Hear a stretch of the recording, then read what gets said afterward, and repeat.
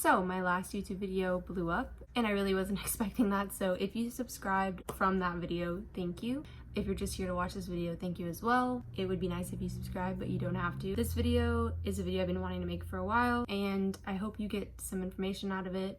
A lot of people, I feel, don't know about this. I've only seen 2 really good in-depth videos and I actually have some parts from that video that I'm going to insert into this one. This video is about the Willowbrook State School. It was an institution for the mentally disabled and it was a terrible one. So this was located in the Willowbrook neighborhood on Staten Island in New York, and it was open from 1947 to 1987, which I'm so happy that it was fucking closed because it deserved to be closed a lot sooner. And I'm going to insert the videos now so you can see how disgusting and bad these people were treated.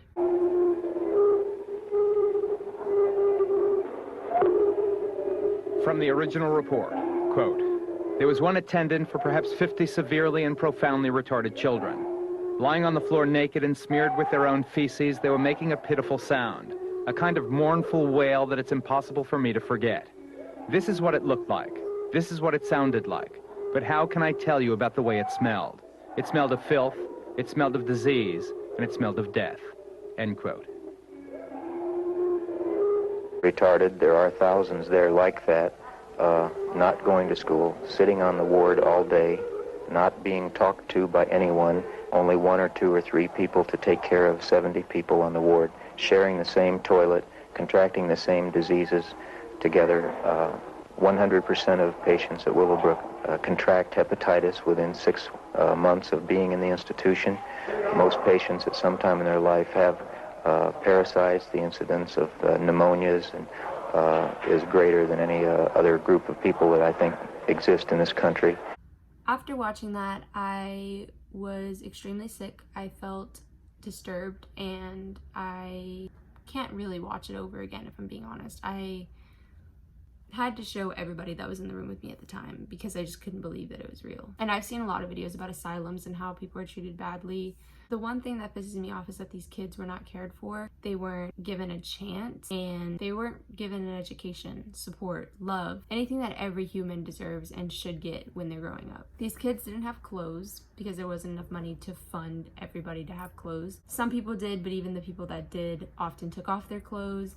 You're not being tended to, you feel alone, you feel, scared, you don't know what's going on, you're in a room with a bunch of different people, different ages, and it's dark, kids are on the floor, kids are naked. It's very scary, and I can only imagine what these people felt and how they just felt like they weren't worth anything because these people did not care about them. And their parents ultimately just dropped them off there.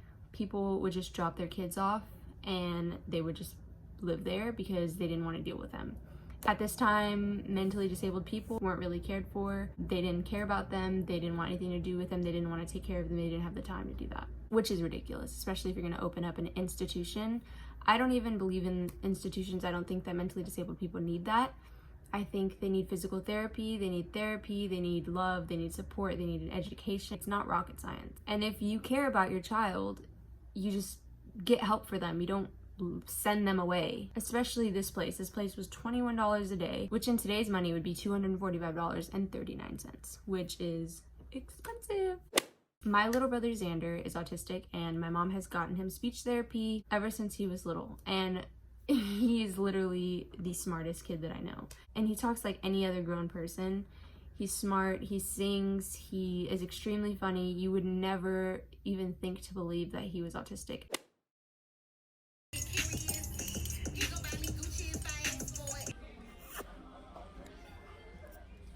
And he's just full of love, full of life. He's in regular school, doing great. He has lots of friends. Everybody at his school loves him. It doesn't take much to help somebody. The thing that disturbed me the most was the feeding situation. Average feeding time is supposed to be 20 to 30 minutes. Theirs was 2 to 3 minutes, and there wasn't enough staff for each person to really get the attention that they deserved. So in the videos that I'm about to insert, these people are being force-fed. You can see the food all over their mouth.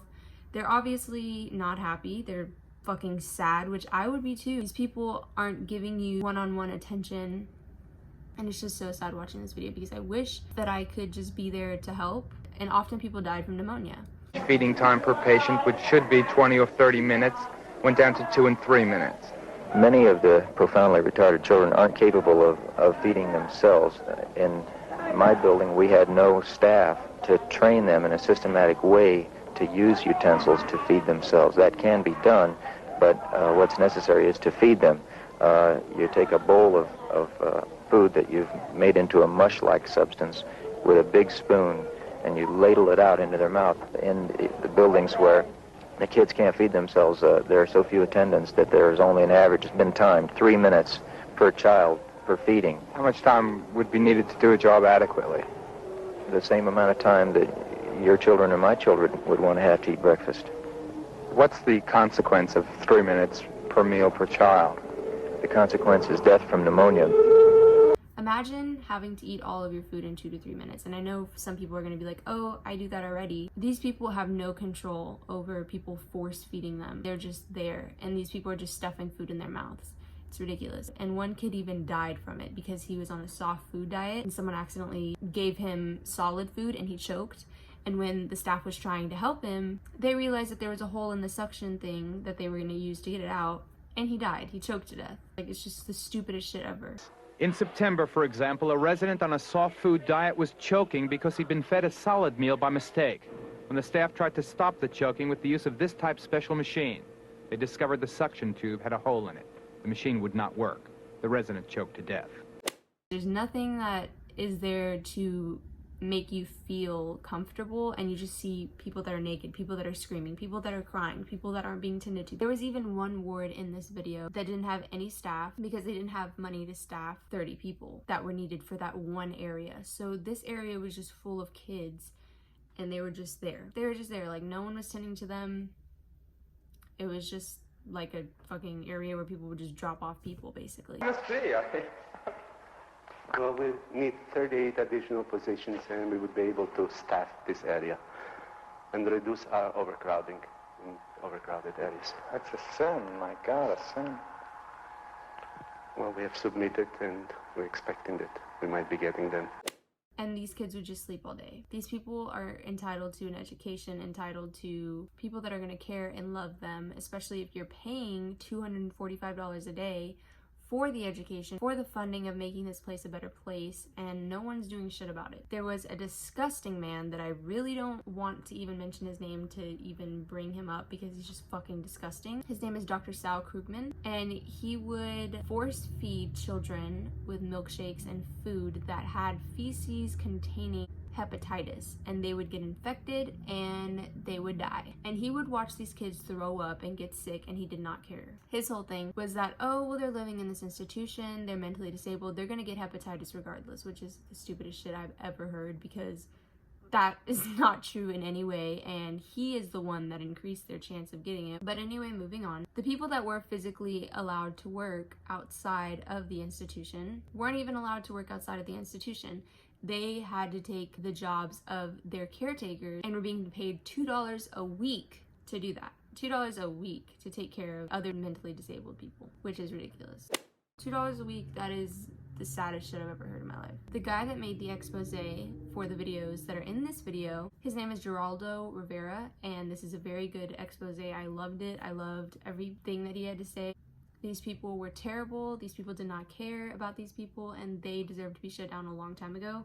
So they did this investigation, and they went in and they saw what was going on. And 8 days after that investigation, the governor decided that they would rehire 300 out of the 900 employees that were lost in November of 1970. There weren't any changes made. Nothing was better. It was still a terrible place, and they still didn't care. Regardless of how much staff they had, regardless of anything, they did not care about these people. So he talks to Dr. Richard Koch, who worked at the Children's Hospital in LA, and he told him how bad it was, how bad his experience was going there. And Richard told him his experience from the 3 buildings that he went to in Willowbrook, and he said that he saw men masturbating, he saw kids naked, he saw all types of things, bad sanitation, all of that, and that he was disgusted with it. The smell was horrific, and that it was just not any place for any human to be. He also stated that instead of an institution, they should have invested into an educational program like the place that he worked at, because he didn't even want to call it an institution. He was saying that it was, you know, somewhere that kids got an education, they got that one-on-one care, and it was overall just better than people sitting in a room all day not being tended to, not being fed, not being clothed, not being treated like humans, which is true. This facility was literally just somewhere where people would just drop their kids off because they didn't want to deal with them. It wasn't a care center, and even a daycare would have been a better thing to do, because these kids still get support and they still have, you know, kids that they can interact with, but that they can also go to school, go home to their family, live that normal life that anybody should be able to live. And this is also easier for the parents because they have support from public schools, from the health department. They just have so many other better options that they could go with instead of sending your kid away when there's no reason to send them away to begin with, because they're literally normal. They just need a little bit more help with things. Also, workshops are really good because they can interact with other people. They can keep their mind on doing something and they can really get into it, and it's fun for them. It's fun for anybody. When you get your first job, it's fun. You want to interact with people, you want to feel independent, and you want to get that experience of growing up and doing things on your own. And the thing was, any woman that was pregnant that had previous family that was mentally disabled, they would test the baby, and if the baby had brain damage, they recommended a therapeutic abortion. In my opinion, that's not cool. It's not the baby's fault. It's not their fault. Anybody that has a mental disability, regardless, they're human and they're normal, and there's nothing wrong with that. Just because they have a disability doesn't mean that they shouldn't be born. There also weren't toothbrushes in Willowbrook. There weren't anything that helped these people in any way. There weren't posters on the wall, none of that. There's a young man in this video, his name is Bernard Carabello, and at age 3, he was misdiagnosed with being mentally disabled when he really only had cerebral palsy and he's handicapped. So he spent 18 years of his life in Willowbrook for literally no reason and was mistreated and went through hell. And 18 years amidst the bedlam and chaos of institutional life. Like thousands of other people living in institutions at that time, he had no business being there. A victim of cerebral palsy at the age of 3, he had been misdiagnosed as mentally retarded. Although he is obviously physically handicapped, there is nothing at all wrong with Bernard's mind. This is Bernard today. Do you ever feel real bitter about the 18 years you lost? Yeah. Yes and no. I don't walk around. I mean, I cannot stay bitter all my life because it will eat me up inside of me and tear me apart, and I think I will start to lose my friends. I have to look forward for the future. And I mean, at night when I'm home by myself, this is gonna sound stupid, because, just to get the hostility out of me. The hostile feelings of wasting so much time. Yeah. Since leaving Willowbrook 10 years ago, Bernard has been appointed to the Consumer Advisory Board. That's a watchdog group monitoring improvements and continuing problems at the institution. Watching him talk about it is really sad because you can see that he's hurt and that he wants to cry, and I hate watching it because I just want to give him a hug because I feel so bad for what he had to deal with. But I'm happy that he got out of it, and I'm happy that he moved on and that he has his own apartment, all that. It was really cool to see that. And he's really involved. He goes back with the news crew and he talks about how these people are fakes and how they're bad and how they don't care. He lost 18 years of his life, but he's doing so much better now. He speaks perfectly fine. He's very well spoken and he's very smart. So this film crew went back earlier than what they were supposed to, and when they went, they saw people rushing to do things, to fix things, to paint, all of that. People were bringing in mattresses, and they went into building number 7 because this is where Bernard lived, and he wanted to go back to show them how bad it was. The room was filled with plasters, painters, steam cleaners, any type of cleaning person that you can think of. They were there, girl. Getting ready for the cameras. Getting ready to fool people into thinking that they were actually making changes when they weren't. The newest director obviously heard that they were there and rushed down to building 7 and was just saying that it was normal for people to be there because they always kept up with it. It was always just a normal maintenance situation, which is a lie. And he said on the video, "You're lying. Y'all don't do this all the time." By Bernard's old home, building number 7.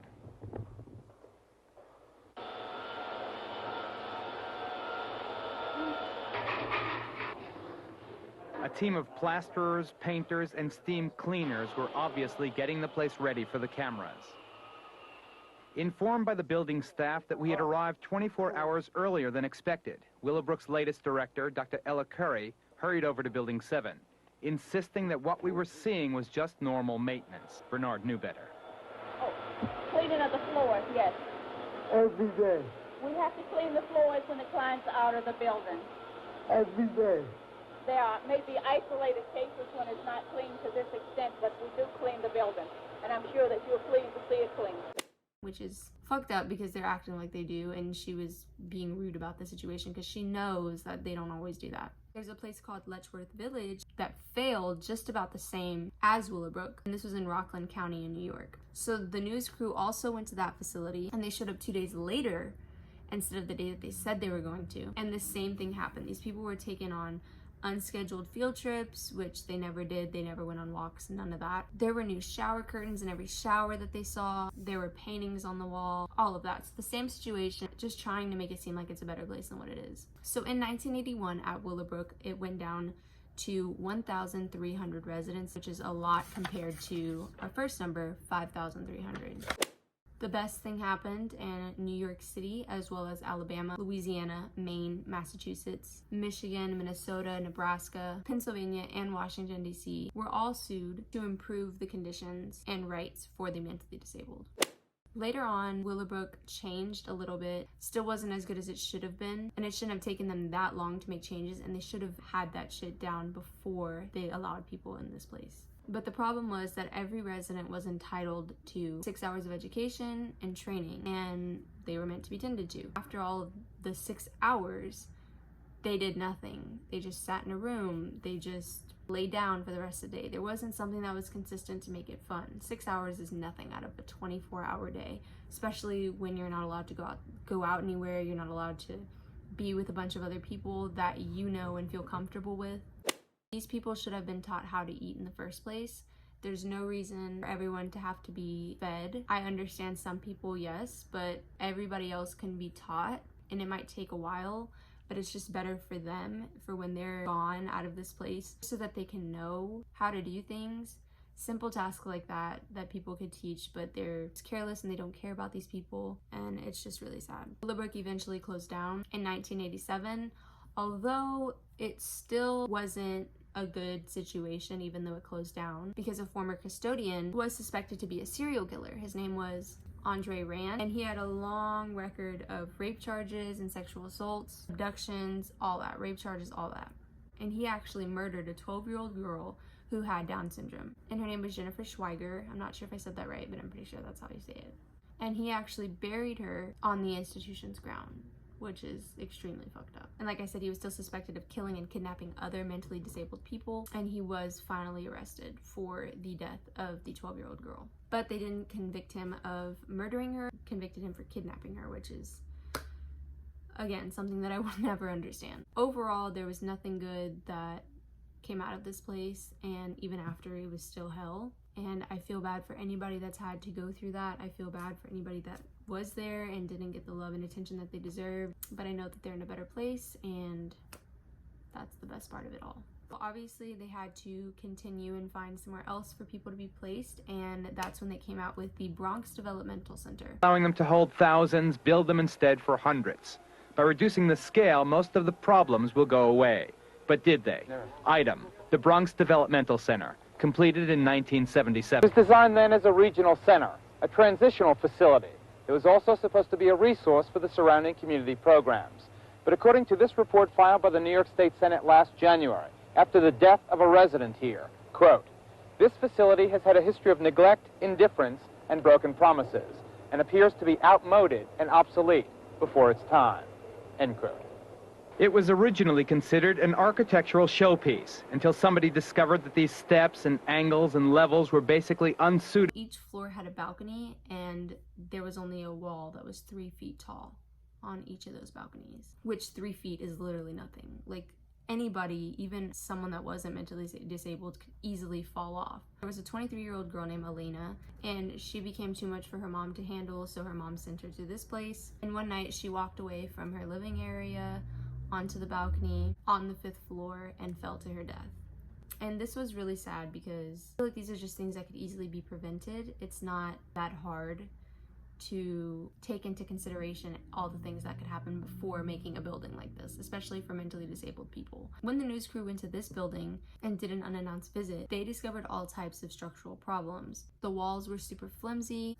which is terrible because you have disabled people and handicapped people, and if the walls are flimsy, someone could easily fall through. And also the floors were sinking in.